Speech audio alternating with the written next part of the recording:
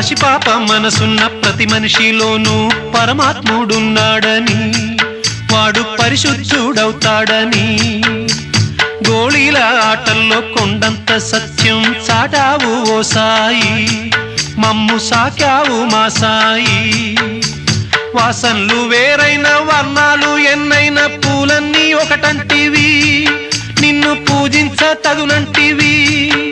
మా తడిలేని హృదయాల దయతోటి తడిపి కలుపుల్ని తీసేస్తివి, మాలో కలతల్ని మాపేస్తివి. మా పాపాల తొలగించు దీపాల నీవే వెలిగించినావయ్యా, మమ్ము కరుణించినావయ్యా.